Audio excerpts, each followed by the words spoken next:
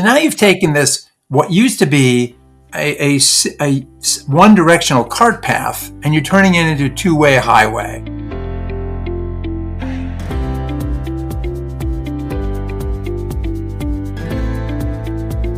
Hello, welcome to Grid Decentral. I'm your host, Peter Asmus, Director of Strategic Marketing at Uplight. And today I'm happy to have on the show Peter Kelly-Detwiler, author of this book, which I've actually been looking at this morning, Peter. And welcome to the show. Why don't you give a little introduction about yourself?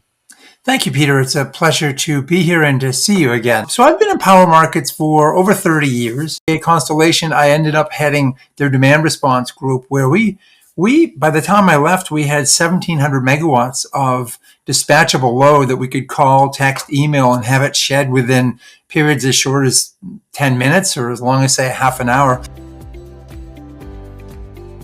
These distributed energy resources, in the old days, they were always viewed as a problem. But, now they're becoming also part of the solution. But there's still a lot of issues. And I know you have one idea that you really think will help, and that's a DER registry. Explain what that is and why is that important? Sure. It's an idea that's been pushed by experts like Chris Hickman. He formed a nonprofit called Collaborative Utility Solutions. So if you think about today's DER landscape, we typically have some vendor like a Sunrun with, first with solar, then they add batteries. SunPower doing the same sort of thing. You have other companies like STEM managing batteries. You have Mosaic and PJM managing water heaters. So each one of them has its own sort of spoke and hub type of approach, where an ISO or utility may call upon them, and then they activate the devices. And so you have a situation where, looking across the P node, the lower voltage distribution utility might not know that an ISO is calling upon a whole bunch of devices, which are increasingly not just being asked to shut off, but deliver bidirectional flows across that low voltage system. So now you have issues around power quality, voltage, frequency, all that fun stuff. If you want to create something, let's also take an example. Assume vendor A goes out of business. Not easy to just transfer those assets to vendor B. And you have all these multiple parties, which are going to be regulators, distribution utilities, ISOs, vendors, all wanting to know what's happening. And so and it's very, very locationally specific. If you look at, for example, the California PUC study that they commissioned from Cavallo last year, they talk about what it would potentially cost to electrify all transportation in California. And they're looking at up to $50 billion. A lot of that is stress on the low voltage distribution system, and it's very location specific based upon thermal limits being exceeded in transformers and other local equipment just for various hours of the day. So if we had a situation where we knew what these devices are, how big they are, what they're capable of absorbing or releasing or not consuming, and that was something that could be overlaid onto the utility GIS maps. Now you have a situation where multiple parties, and it could all be, for example, privacy could be defined by each state entity who gets to see what, and all the access is permission-based, but the ledger's got the same system of record for all the data. Now you can create universal efficiencies, which otherwise we're going to create a Tower of Babel with multiple vendors. And I know this from experience.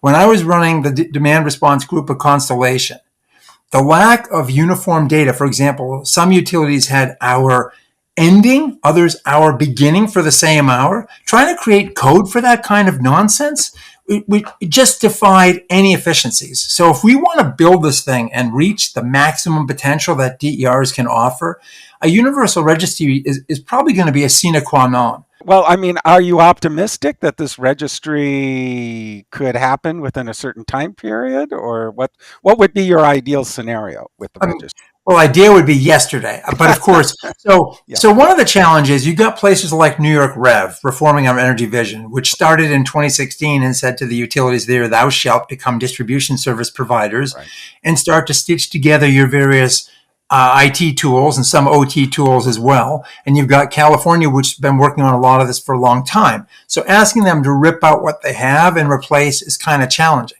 Yeah. The rest of the world, though, is still in the very nascent stages. And so we've had a number, CUS, not me, but Chris and others, have spoken to a number, well, almost all the regulators now in the various states who see the logic in this. Mm-hmm. Many of them do. Mm-hmm. Folks at that utilities commission level understand the value that could be created.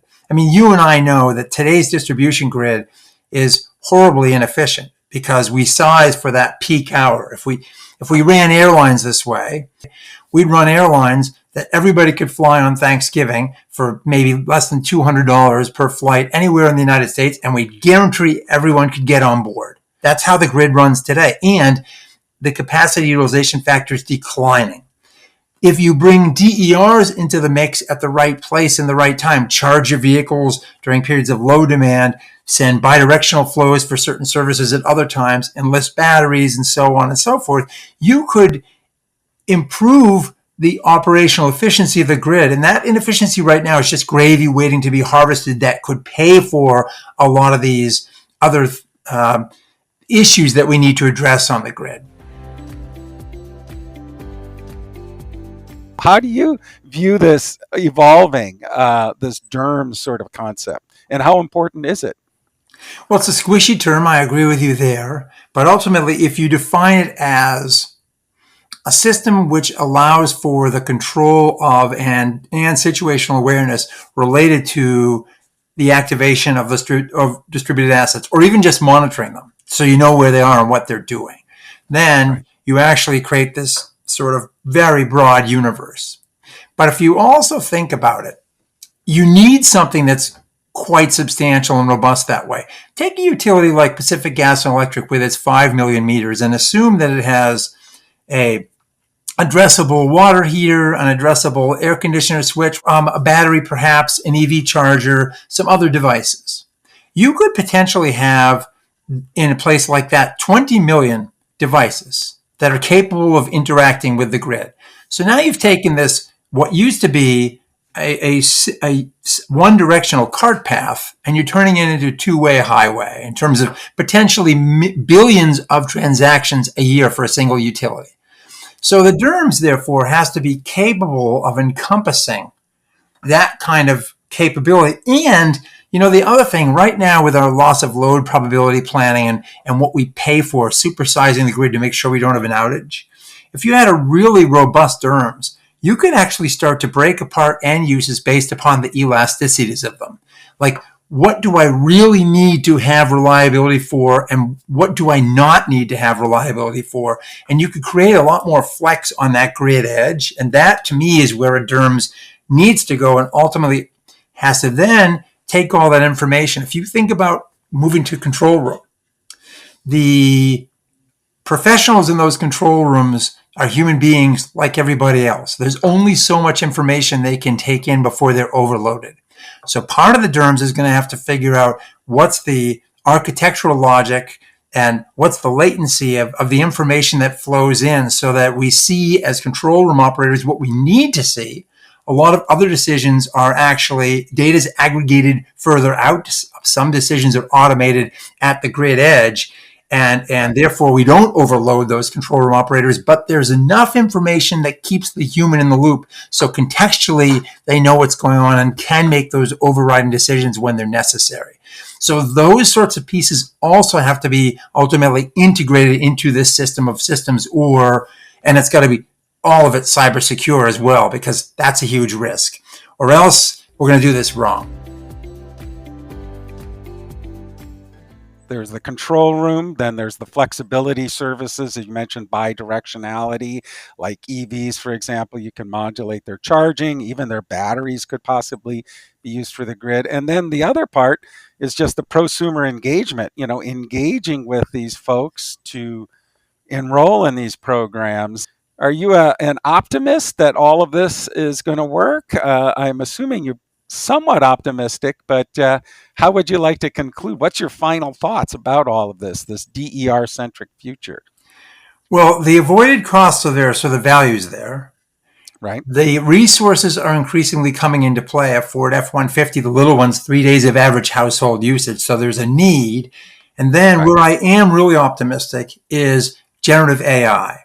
Very soon, it's going to be capable of ripping through this data and making logical decisions. If we didn't have that tool, this would overwhelm us. But I True. think that ability to model grids and decentralized decision making, certainly putting more of this capability in the hands of non-human entities, creates some big brother concerns, but I think it gives me the greatest hope for optimism is we're yoking our human minds with a tremendously powerful tool that we're just on the precipice of seeing what it can do.